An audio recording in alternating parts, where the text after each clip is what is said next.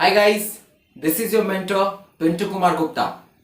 आज के इस वीडियो में बहुत इंपॉर्टेंट टॉपिक हम लोग करने जा रहे हैं कि कमर्शियल बैंक, जो हमारा कमर्शियल बैंक है, वो किस तरीके से पैसा बनाती है। पैसा, अब देखो बात समझना ध्यान से। अगर इसे टेक्निकल टर्म में समझे तो इसे हम लोग बोलते हैं क्रेडिट क्रिएशन, मनी क्रिएशन और money multiplier bye commercial bank और थ्रू कमर्शियल बैंक। इसके लिए अगर हम लोग घरेलू टर्म में समझे तो पूरे अच्छे तरीके से समझ जाओगे कि ये मनी मल्टीप्लायर है क्या या credit creation bye commercial bank है क्या। तो आज के टॉपिक में हम लोग यही करने वाले हैं, देख लो। तो कहीं ना कहीं कमर्शियल बैंक को हम लोग मैन्युफैक्चरर ऑफ मनी भी बोलते हैं, मतलब पैसे बनाने वाला। ठीक है, पैसा को बनाने वाला। तो ये पैसा बनाती कैसे है कोई भी कमर्शियल बैंक, आओ देखते हैं। इन सब चीजों को समझने से पहले सबसे पहले डेफिनेशन को समझ लो। देखो, मनी क्रिएशन, क्रेडिट क्रिएशन या डिपॉजिट क्रिएशन, अल्टीमेटली हमारा पैसा ही कहीं ना कहीं क्रिएट होता है, मल्टीप्लाई होता है और वो कहीं ना कहीं बैंक के लिए इनकम बन जाता है। इसलिए तो वो कमर्शियल बैंक है, वो कमर्शियल पर्पस में यूज करती है अपने पैसे को। देखो, it refers to the power of commercial banks to expand secondary deposit either through the process of making loans or through investment in securities. Sir, secondary loan यहां पे दिया गया, सेकेंडरी डिपॉजिट दिया गया, मतलब ये सिर्फ सेकेंडरी डिपॉजिट को ही एक्सपेंड करती है। तो इसके पहले कहीं ना कहीं प्राइमरी डिपॉजिट की बात हुई होगी। प्राइमरी डिपॉजिट क्या है समझेंगे। प्राइमरी डिपॉजिट का मतलब होता है हम लोगों का जो पैसा बैंक में डिपॉजिट होता है, बैंक के पास भी तो सोर्स होना चाहिए ना पैसा आने की। तो हम लोग जो डिपॉजिट करते हैं अपने सेविंग का, तो वो कहीं ना कहीं बन जाता है primary deposit bye commercial bank, मतलब बैंक के लिए बन जाता है वो प्राइमरी डिपॉजिट। तो देखो, ये समझ में आ गया। जब वो प्राइमरी डिपॉजिट मिलता है, बैंक के पास आता है, तो वो चाहती है कि ये बैंक किसी भी तरह उस पैसे को मल्टीप्लाई करे, मतलब भाई अर्निंग करने का भी तो जगह होना चाहिए ना। तो जो प्राइमरी डिपॉजिट आया है वो कहां से आया, सबसे पहले समझना। एक हाउस होल्ड सेक्टर से वो प्राइमरी डिपॉजिट आया, किसमें, कमर्शियल बैंक के पास। ठीक है, कमर्शियल बैंक के पास चला आया। अब हो सकता है कि उस पैसे की जरूरत, यहां पे जो चला आया पैसा, अब उस पैसे की जरूरत किसी बोरोवर को हो सकती है, मतलब कोई भी, चाहे वो मैन्युफैक्चर, बड़ा बड़ा बिजनेसमैन क्यों ना हो, चाहे हम लोग तुम लोग जैसे क्यों ना हो, तो कम से कम हम लोग उसे क्या करते हैं, एक बोरोवर का नाम देते हैं, बोरोवर। बोरोवर तो ये क्या करती है, ये इसे एक रेट में पैसे दे देती है। हम लोग क्या करते हैं, एक रेट में हम लोग जो सेविंग देते हैं, हम लोग सेविंग, तो उसके बदले में हमें क्या बैंक देती है, हमें एक रेट देती है, इंटरेस्ट देती है। ठीक है, और जब बोरोवर्स कमर्शियल बैंक से पैसा लेता है, कमर्शियल बैंक से पैसा लेती है, तो क्या करता है, ये भी कहीं ना कहीं एक रेट ऑफ इंटरेस्ट पे पैसा उसे छोड़ते हैं। तो जो इंटरेस्ट पे करती है ये कमर्शियल बैंक को, तो उसे हम लोग बोलते हैं लेंडिंग रेट। लेंडिंग रेट में एक इंटरेस्ट पे किया जा रहा है। ठीक है, और ये जो रेट, ये तो तुम लोग तो जानते हो।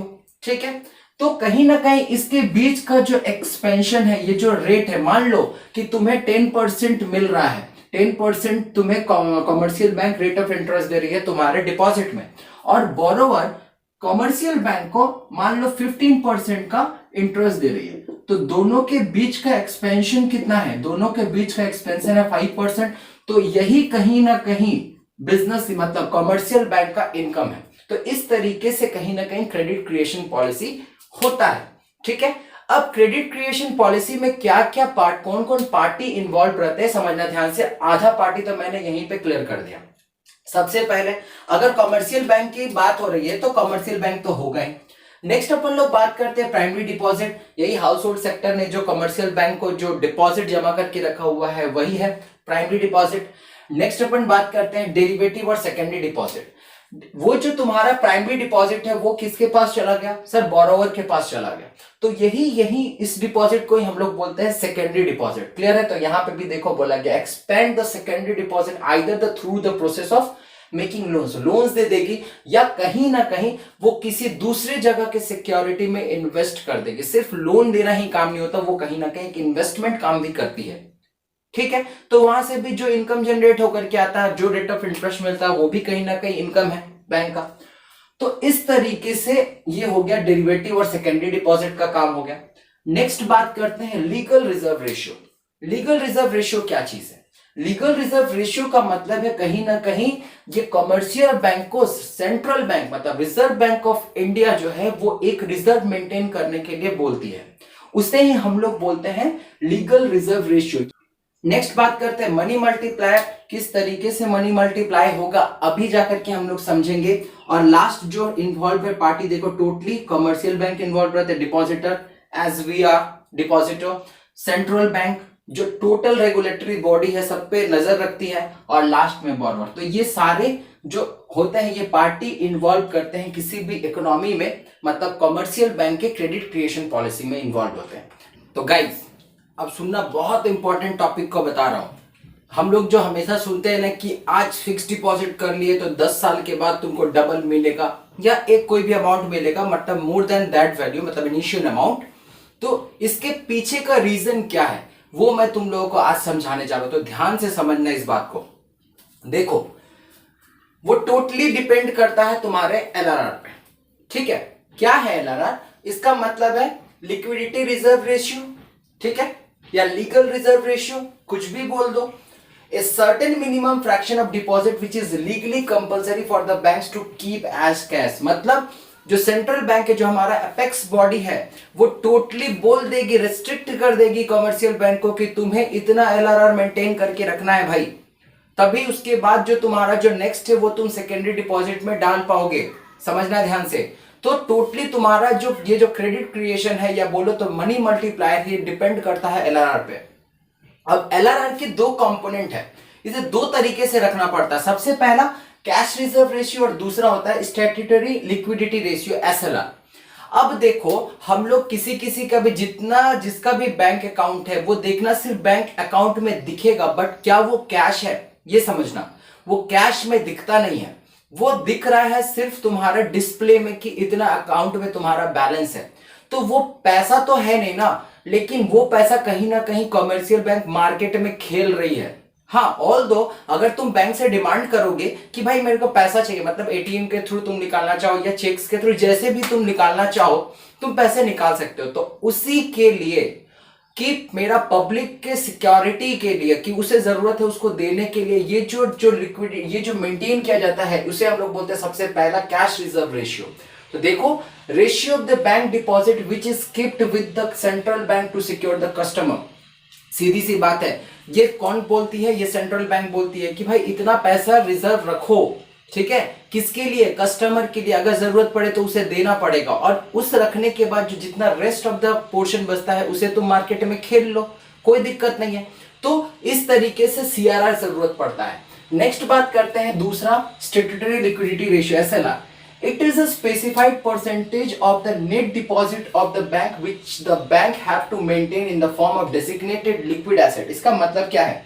अब CRR तो रखने के लिए बोल दिया है, लेकिन कुछ एसेट्स भी, जो हमारा जो मॉर्टगेज होता है, जब तुम्हें लोन प्रोवाइड करती है तो उसके बदले में कुछ मॉर्टगेज रखने पड़ते हैं बैंक के पास, तो उसका भी कुछ रेशियो कहीं ना कहीं सेंट्रल बैंक के पास एज ए सिक्योरिटी रखना पड़ता है। कहीं ना कहीं वो अल्टीमेट बेनिफिट सोचती तो है कस्टमर को लेकर के ही। तो एक कॉन्सेप्ट समझ में आ गया। अगर क्वेश्चन में एलआरआर दिया गया है तो वेल एंड गुड, अगर नहीं दिया गया है तो सीआरआर और एसएलआर को एड ऑन करना और एलआरआर फाइंड आउट करना। बस जिन्होंने एलआरआर सीख गया ना वो खेल गया भाई। देखो उसी से ही मनी मल्टीप्लायर बनता है। मनी मल्टीप्लायर का मतलब है जो तुमने इनिशियल डिपॉजिट जमा किया है वो कब जा करके एक टोटल डिपॉजिट, मतलब कितने समय के बाद या कितने से मल्टीप्लाई होगी, वो तुम्हारा वैल्यू बन जाएगा। अब बैंक हमेशा यही करती है। देखो how many times the total deposit would be the initial deposit is determined by LRR. अब मनी मल्टीप्लायर मतलब मनी मल्टीप्लायर का फॉर्मूला होता है 1/LRR, ठीक है। या अगर मान लो एलआरआर ना दिया रहे तो तुम क्या करोगे? 1/, ये भी हो जाएगा, कोई दिक्कत नहीं है, ठीक है। कभी कभी सिर्फ सीआरआर दिया रहेगा, 1/CRR कर देना, कोई दिक्कत नहीं है। उस तरीके से हम लोग बनाते हैं। अब देखो मान लो लेट सपोज करो एलआरआर है तुम्हारा 20%, एलआरआर इक्वल्स टू 20%, तो हम क्या लिखेंगे? 1/20, 20% के यहाँ पे क्या करेंगे 100 कर देंगे, परसेंटेज हो जाएगा। तो अगर इसे रेसिप्रोकल करेंगे तो क्या होगा 20 और ये 100 ऊपर चढ़ाएगा, मतलब कितने टाइम में हो जाएगा, ये हो जाएगा 0.5 टाइम्स। ध्यान से समझना, ध्यान से 0.5 टाइम्स ये हो गया तुम्हारा, इतने इंटू से वो मल्टीप्लाई हो जाएगा, इसलिए इसे बोले मनी मल्टीप्लायर। जो तुम्हारा मनी है उसे मल्टीप्लाई करेगा 0.5 टाइम्स, या 5 टाइम्स बोले, 0.5 टाइम नहीं होगा, सिर्फ 5 टाइम होगा। Am I clear? ये सिर्फ 5 टाइम लेकर के चलेगी। अब देखना किस तरीके से मनी क्रिएशन होता है किसी भी इकोनॉमी में थ्रू कमर्शियल बैंक। तो समझते हैं गाइस। देखो, मान लो तुमने अपना अकाउंट एसबीआई में ओपन करके रखा है, ठीक है, तुमने 10,000 रुपए को जमा किया अपना प्राइमरी डिपॉजिट के हिसाब से, ये तुम लोग समझ गए। तो अब एसबीआई को आरबीआई ने क्या बोला, भाई तू एलआरआर रखना 20%, उसके बाद बाकी का पैसा सेकेंडरी डिपॉजिट मतलब लोन में जमा करना, कोई दिक्कत नहीं अपने को। तो ये 10,000 का 20% मतलब ये कितना रखेगी, ये रखेगी 2,000 रुपए और मार्केट में छोड़ देगी 8,000 रुपया कि भाई लोन दो, जो भी जरूरत है, जिसको बोरोवर की जरूरत है पैसा दे दो, ठीक है। अरे अच्छा नहीं लगता है, ये 1 लाख कर लो 20%, ये कितना 20,000, ये हो जाएगा 80,000। क्लियर है? 80,000 हो गया, ठीक है। देन फिर क्या करेगा, अब इसे समझना ध्यान से, किसी को भी लोन दिया तो वो पूरा ये बार बार बताया कैश के थ्रू काम नहीं होता है। कैश के थ्रू कभी भी बैंक देखना, तुम्हें भी अगर लोन ग्रांट करेगी ना, वो तुम्हारे अकाउंट में क्रेडिट कर देगी, वो कैश नहीं देगी, ठीक है। तो मान लो ये 80,000 रुपये सेकेंडरी डिपॉजिट में चला गया, अब ये भी बैंक के पास ही है, तुम्हारे अकाउंट में चला गया, लेकिन बैंक के पास ही, किसी ना किसी बैंक के पास ही है। मान लो वो मान लो ये बैंक ऑफ इंडिया के अकाउंट में जिसे दिया गया, उसका बैंक ऑफ इंडिया का अकाउंट है, उसके अकाउंट में उसने क्रेडिट कर दिया, मतलब ये 80,000 कहाँ चला आया, ये 80,000 सर चला आया बैंक ऑफ इंडिया के अकाउंट में। अब उसे भी कितना परसेंट, सबके लिए एलआरआर सेम रहता है क्योंकि एपेक्स बॉडी ने ऑर्डर दिया है, सब बैंक के लिए एक ही रहेगा। तो ये कितना रखेगी, ये रख लेगी अब 16,000। ध्यान से समझना। तो अब ये बैंक कितना सेकेंडरी डिपॉजिट में करेगी जमा, ये सर रखने वाली है 64,000। कोई दिक्कत? ठीक है। अब इससे मान लो कोई थर्ड पार्टी मान लो उसका अकाउंट है पीएनबी में, तो उसके ये बैंक ऑफ इंडिया ने उसके पीएनबी के अकाउंट में क्रेडिट कर दिया, हाथ में कैश नहीं दिया। ध्यान से समझना, शुरुआत में ऐसा ही होता है। अब क्या होगा, मान लो पीएनबी में एक अकाउंट है, वो चलाया यहां पे क्रेडिट, ठीक है, 64,000, इसका 20% अब ये रखेगी ना, तो कितना होगा, ये होगा 12,800। इस तरीके से रेस्ट ऑफ द अमाउंट जो होगा वो कितना होगा, 51,200। इस तरीके से अगर कैलकुलेट करेंगे तो हमारा जो रेट था कितना था, मनी मल्टीप्लायर कितना था सर, मनी मल्टीप्लायर था 20% था ना, मतलब ये 1 लाख कितने परसेंट से हो जाएगा, 20% है, मतलब कितना टाइम से इंटू हो रही थी। देखो अभी मैंने मनी मल्टीप्लायर में हम लोगों ने किया ना, किस तरीके से किया, हमारा जो 1/LRR था, ठीक है, 1/LRR मतलब 20% हम लोगों ने लिया, तो कितना होगा 20% मतलब इतना, ये हो गया इंटू हो गया, तो कितना 5 टाइम। अब ये कितना ये तब तक चलेगी जब तक ये 5 टाइम, मतलब 1 लाख का 5 टाइम कितना होगा, 5 लाख रुपीज। 5 लाख रुपीज जब तक नहीं आता तब तक ये मनी इस तरीके से काम करते रहेगी मार्केट में, और कुछ एलआरआर भी मेंटेन करना पड़ेगा। तो 5% का उसका 20% कितना होगा, इसका 20% सर हो जाएगा 1 लाख, और तब ये कितना हो जाएगा सेकेंडरी डिपॉजिट में मार्केट में कितना चल रहा है, ये होगा 4 लाख।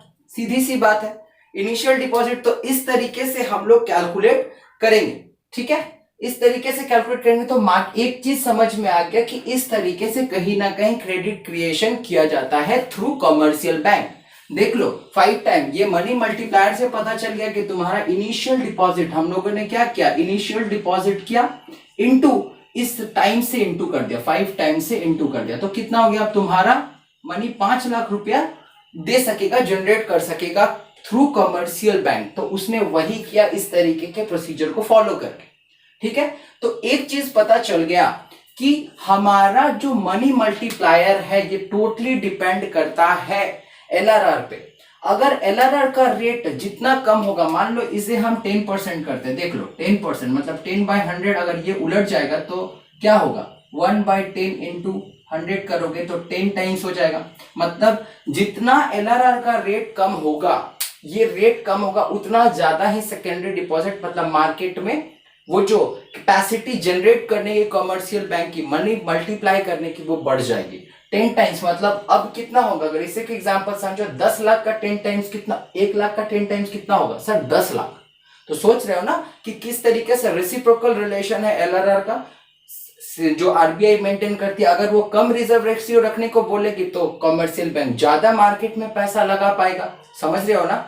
तो इस तरीके से पूरा क्रेडिट क्रिएशन होते रहता है, किसके ऊपर, कमर्शियल बैंक के थ्रू, समझ रहे हो ना।